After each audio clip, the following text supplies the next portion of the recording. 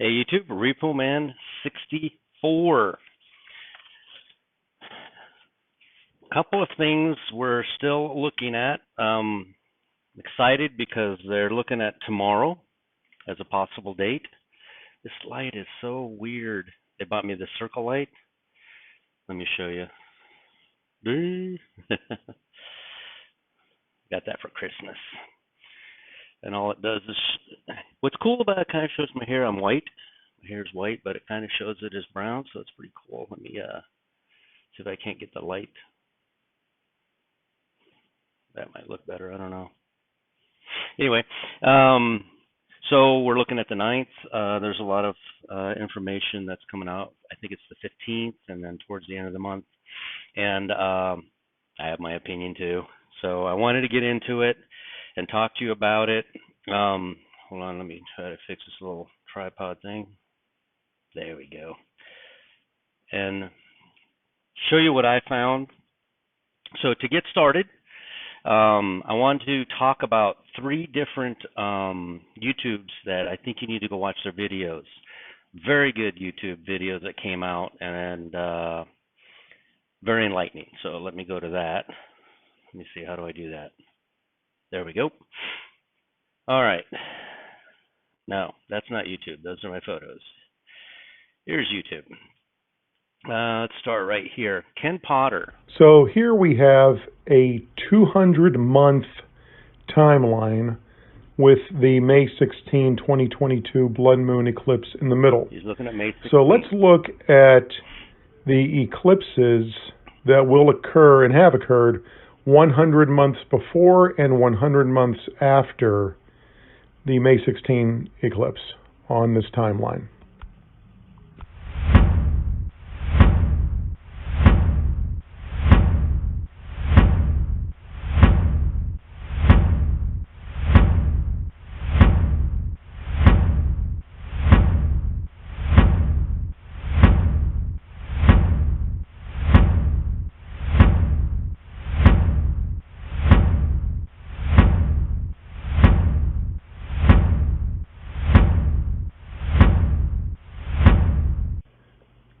We have some pretty interesting biblical numbers.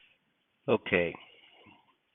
That video is amazing. He's done this before, where he lines up all of the solar and lunar eclipses, and this one is really cool on May the 16th, because you have the 100 years before and the 100 years after. Let's go on to the next video.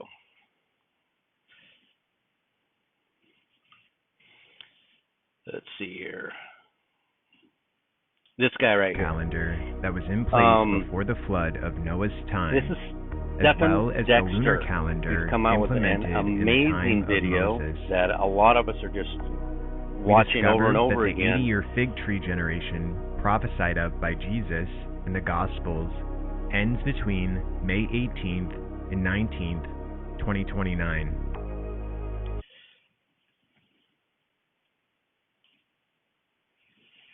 Stephen Dexter, watching for that great day.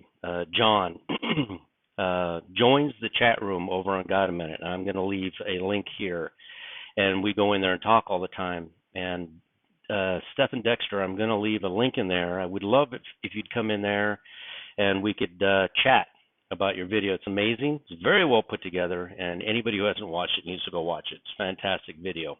And then finally, the last video is going to be from Glass Darkly Ministries. Brothers and sisters, Lisa here from Glass Darkly Ministries. I'd like to take you on an in-depth search for answers in Matthew 24. Because all right. She goes into Matthew and goes line by line as to why we know that we can know, not just around the time, not just maybe close to a day, that we're going to know the closer we get, the exact day that this is going to take place. Not just the day, but the hour. And she gives a real good breakdown of Matthew 24, which is where everyone runs to when they say we can't know. Light's giving a reflection. Oh, I don't know how to fix that. Oh, there you go. So she does a very good job of explaining Matthew 24, and it's a really good video. You should go watch it. Glass Darkly Ministries, and see what she's put out. All right, I want to get into my timeline. No different. And something tells me that as we go forward with all the work that we've been doing collectively and independently, that eventually we're all going to land very close, if not exactly, when this is going to take place. We all know it's going to take place. We know that. Nobody's going to convince us otherwise. The Bible promises that he's going to. And he tells Daniel to seal it up for the time of the end, and we know what he's talking about. He's talking about when this event's going to take place. Once this event takes place, the tribulation saints will know exactly when 3.5 years later will occur, because we have not been through a rapture event. We don't know. We've never been through this before. We have a couple of stories about Enoch and Elijah, and I'm going to forget his name now. I forgot his name. He was walking. He was with an Enoch. A eunuch, sorry, and he baptized him. And then they came out, and then he was taken, and boy, I just can't remember his name. But I'm sure you'll remind me in the comment section. At any rate, so I'm no different than anyone else. I am trying to figure this out, and I'm using the Enoch timeline. And I think, and I touched on it in my last video, I want to touch on it again, that I figured out. And let me tell you, the problem everyone's having is real simple. Nobody knows what the first day of the year is. They can't figure it out. Everybody wants to use, and it's fine, because I'm not saying that mine's right and theirs is wrong. I'm not saying that at all. But everybody's using a different calendar. And at some point, all of these calendars have to come together. At some point, one of these calendars are going to be accurate. And at some point, somebody's going to get this right. And so I'm no different than anyone else. I simply want to look at the Enoch calendar. Enoch was a very important figure in the Bible, seventh from Adam. He walked with God. God loved him so much, he took him, and he was not. So Enoch is a very important figure in the Bible. And Enoch, if you read, the Bible does reference the book of Jubilees and the book of Jasher. And if you read those books, they reference how important Enoch was and that he was in charge of time. And the time that he gives is given for our time, the end time. So let me go into my photos. And what I do is, how I make my videos is I will get a photo and I'll screenshot it and I'll put it in my photos, and then I'll go through each photo one by one. Sometimes they're not in order, but that's okay. I can explain why each photo is there, usually. All right, let's get started.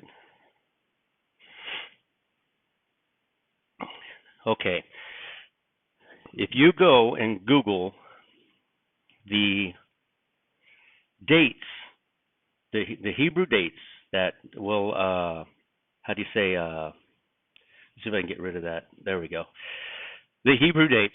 This is just the Hebrew calendar compared to the Gregorian calendar, and you can clearly see it never moves.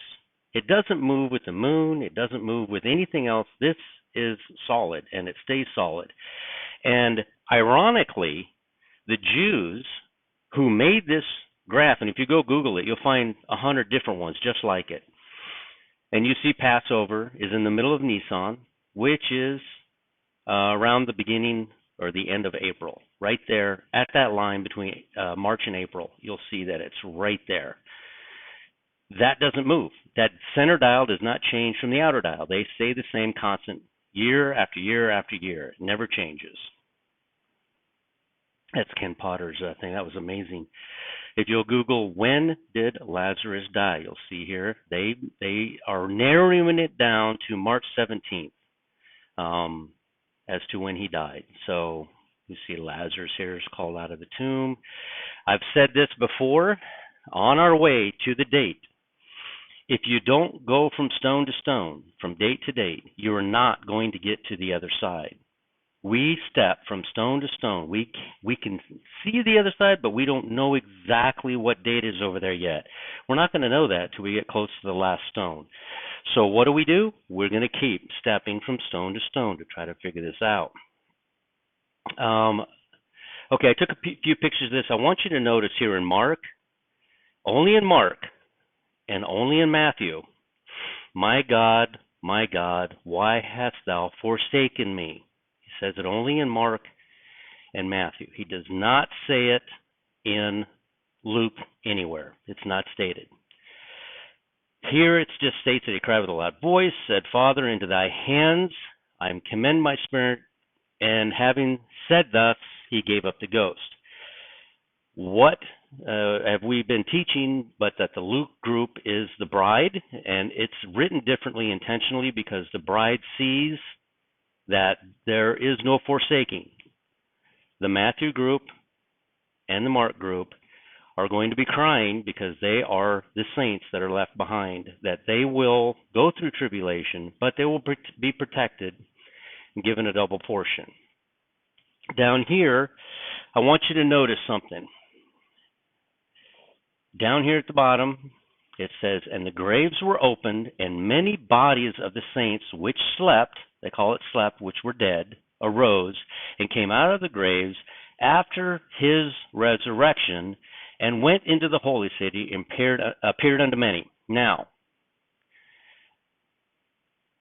I believe that the earthquake happened when Jesus cried. It says just above in 50, Jesus, when he had cried again with a loud voice, yielded up the ghost, and behold, the veil of the temple was rent in twain from the top to the bottom, and the earth did quake, and the rocks rent or broke. So, the graves being thrown open, while it says after his resurrection, I believe is speaking to the moment that he died on the cross.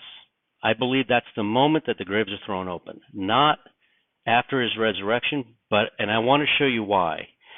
I want you to remember something. Jesus did not go to hell for punishment for those 3 days.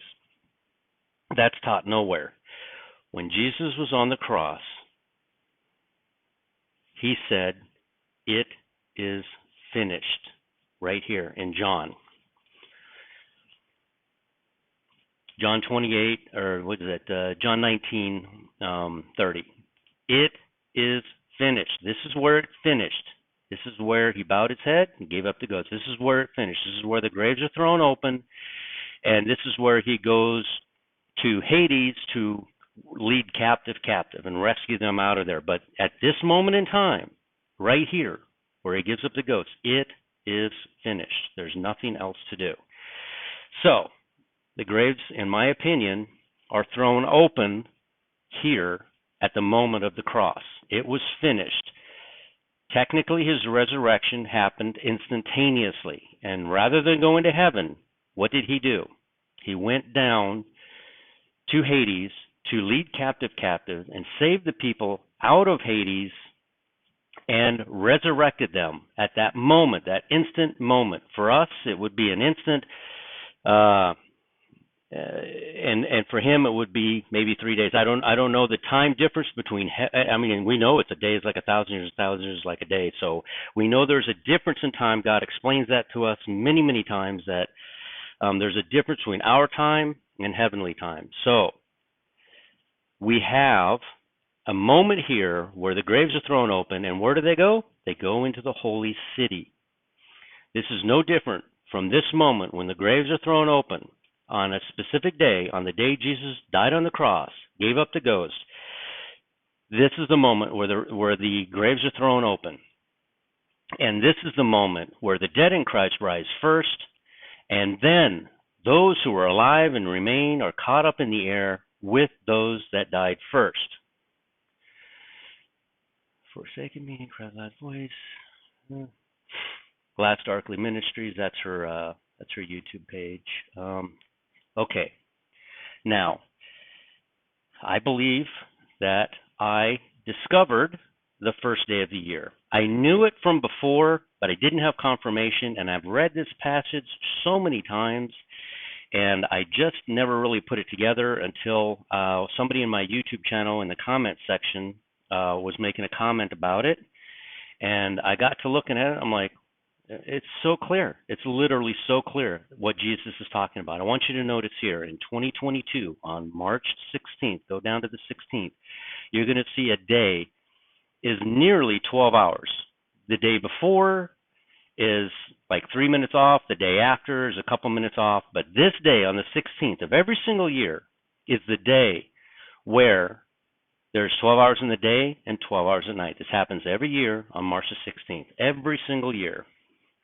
That was 2022, and here we are up towards the top. We got March 16th again, 11 hours, 59 minutes, and 51 seconds. We're 9 seconds away from 12 hours of daylight. It's the closest day, the 16th. The day before that, we're almost 2 minutes off. The day after that, we're almost 2 minutes off. So the day of equal parts happens on the 16th. You could almost argue, you could almost go and figure out exactly the moment in time when there is exactly like the moment in time where it's 12 hours a day and 12 hours a night.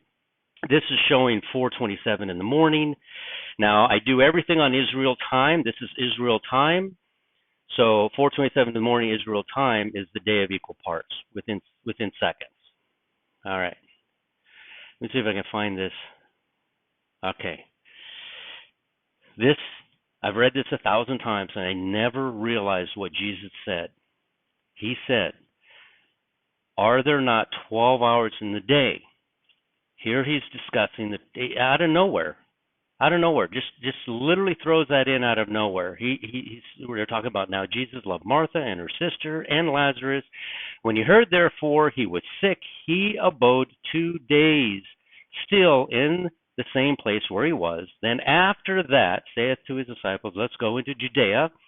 His disciples saith unto him, Master, the Jews of late sought to stone thee, and goest thou thither again? So this is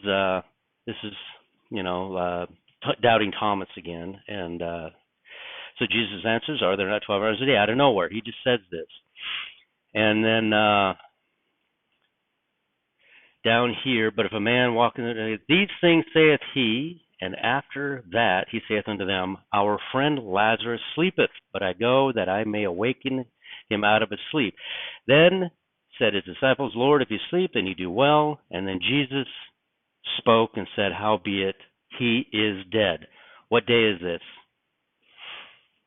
This is the day where there's 12 hours in the day and 12 hours at night. It's plainly written here. He throws this verse in here for just out of the blue, because they're not even talking about how long a day is, but this is the day he chooses to say there's 12 hours in the day. That only happens twice a year. That happens on March 16th and on September the 26th.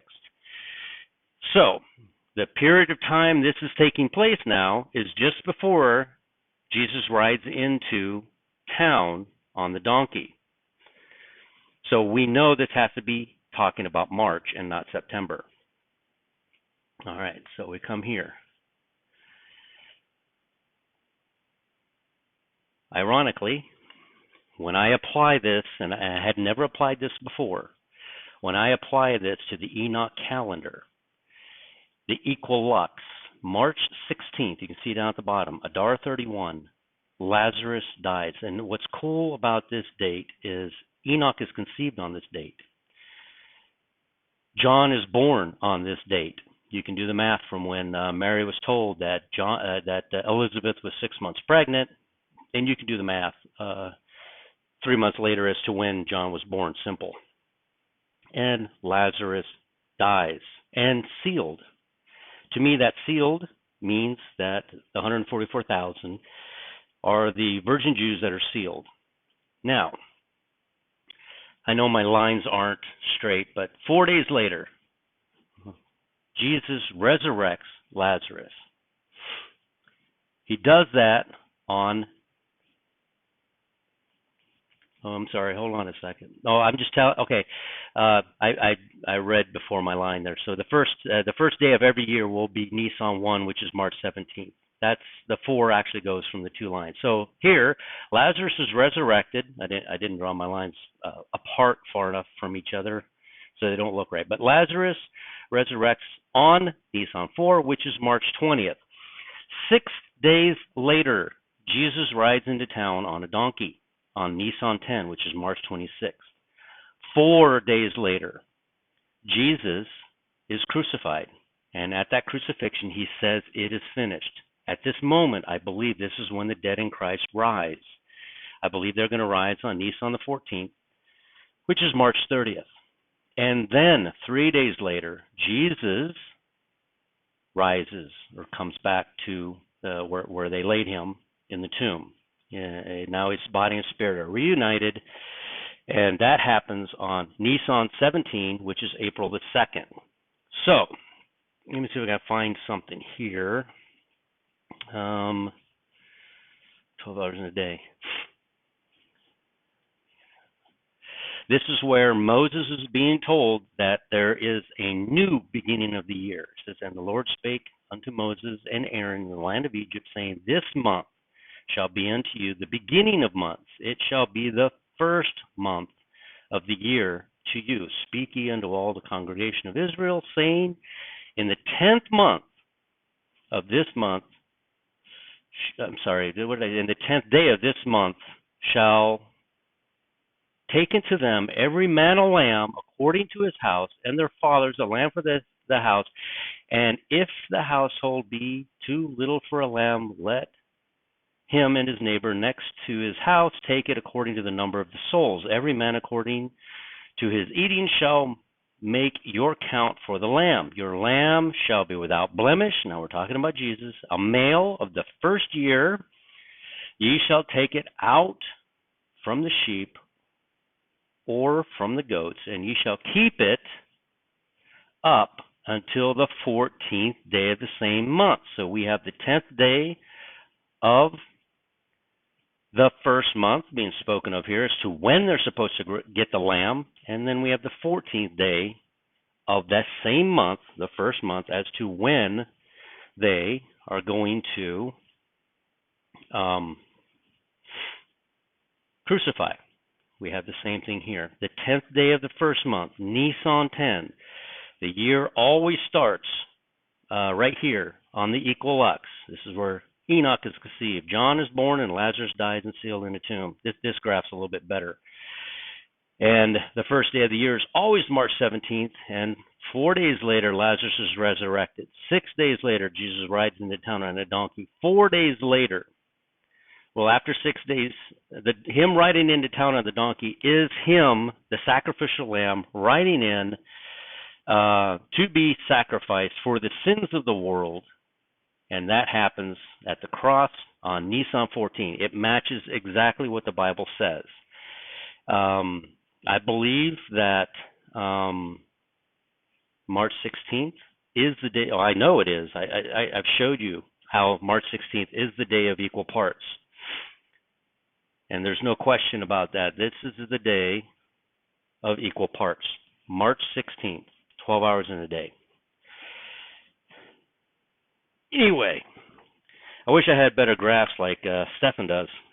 That was quite a video. So when I realized that Jesus was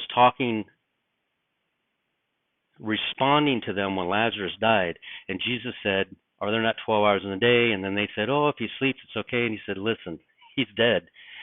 That day, the day he heard that, was the equilux day. It took Martha and her sister 2 days to walk to him, to tell him. They would have left on March the 14th. They arrived to Jesus. They thought he was still alive. They did not know he was dead. They said that he's very sick. Can you come back and heal him? But he didn't go. He stayed there for 2 more days. Then he walked back to Lazarus. So now Lazarus is dead for 4 days. And they tell him he's been dead 4 days. He died 2 days after Martha, his sisters, left. So he's dead. And that would have happened on the equilux. And Jesus tells us that when he talks about the day of equal parts. Are there not 12 hours in a day? So I believe I'm onto something with this, but I'm open-minded. I'm completely open-minded about this. So I look forward to any video that can explain. I'd really like to apply this timeline to Stefan's work that he did. Everything he did was spot on. It's just 13 days off of my calendar, and I thought it was amazing, the work he did. So anyway, RepoMan64, like, comment, share, and subscribe. And what am I looking at? I'm looking at any day now. There's a lot of good information for January. But my ultimate date for me is going to be somewhere between March 30th and April 2nd, and we need to go through these verses to see exactly when the dead rose and went into the city. That'll represent us. It does say when he was resurrected, so it's something we need to discuss. Did the graves open when he resurrected that morning on April the 2nd, Nisan 17, or did those graves get thrown open when he died on the cross and the people rose and walked into the holy city? There's a 3-day gap there. If there's not a 3-day gap, then we're looking at April the 2nd. Anyway, most importantly, overall, this stuff we're trying to figure out is, let's get there. We need to get there, right? Isn't that the most important as to knowing any of this? There's no faith in the date. That doesn't save you. Jesus is the only one that can save you. So go to a quiet place by yourself. Nobody needs to know, and you don't need to tell anybody, and accept the Lord into your heart. And that's what I have for now. I'm going to keep working on this timeline. It's coming together, and that part right there really just, for me, confirmed the first day of the year. I know I've been saying it for a year, but I didn't have like concrete proof, and to me that passage in John 11:9 is the proof that he's talking about. The day that Enoch died would be the day of equal parts, which kicks off the new year. There's a lot of discussion actually right now that we're still in 2021. I mean, who starts a calendar in the middle of winter? We do, but no, the year would actually start at the equinox. I think we started on March 21st, but this would be March 16th, 17th, so it's 3 or 4 days off of the equinox. But the equinox is not a day of equal parts. When you go to the 20th and 21st, you're well into the days being longer and the nights being shorter. It's not equal, so that's why I start there. Anyway, I did everything. Go to a quiet place by yourself. Nobody needs to know, and you don't need to tell anybody, and accept the Lord into your heart. That's the most important thing you can do, more importantly than anything. We'll chat with you later.